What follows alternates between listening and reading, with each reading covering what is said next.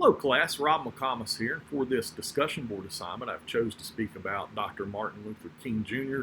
and his involvement in the civil rights movement, his dates are 1929 to 1968.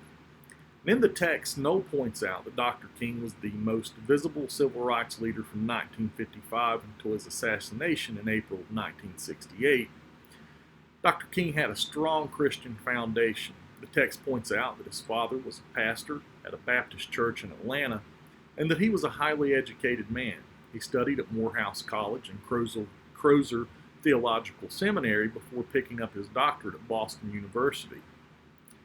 The KingCenter.org is a nonprofit organization established by Mrs. Corletta Scott King, the wife of the late Dr. Martin Luther King Jr. The website TheKingCenter.org states that in 1955 he was recruited to be a spokesman at the Montgomery bus boycott.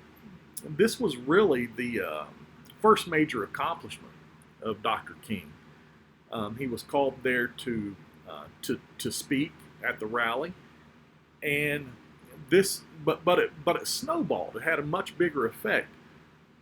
It would eventually lead to the U.S. Supreme Court finding that racial segregation in transportation was unconstitutional.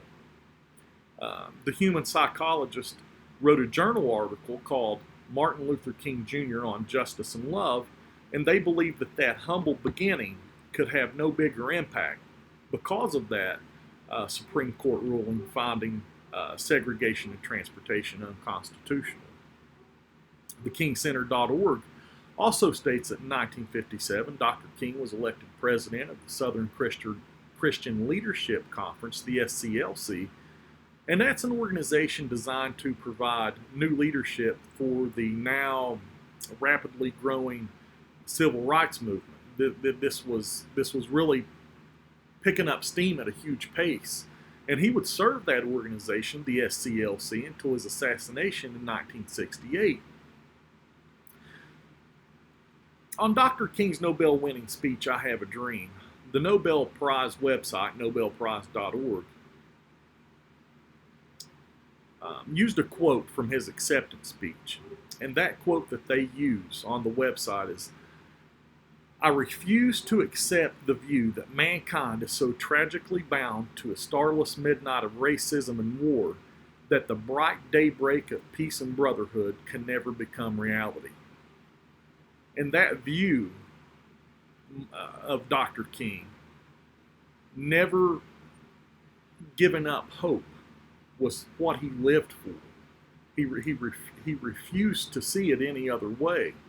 And it's safe to say, in my opinion, that after reading that I Have a Dream speech, Dr. King's vision was one of hope for all Americans, not just blacks, but for all Americans. And that excerpt on the Nobel Prize website, nobelprize.org, really shows that. On April 16th of 1963, Dr. King wrote a letter from Birmingham jail. Within the context of this letter, he would write, "Injustice anywhere is a threat to justice everywhere. We are all caught in an inescapable network of mutuality, tied in a single garment of destiny. Whatever affects one directly affects all indirectly." And when we think about what Dr. King meant for not only blacks, but for justice for the downtrodden everywhere, we begin to see the type of America that Dr. King dreamt about. America still has a lot of work to do regarding this, but Dr. King's dream is becoming a reality. In a Christian America, Dr. King knew there was no room for racial injustice anywhere. And he truly wanted peace, harmony, and Christian brotherhood for all Americans.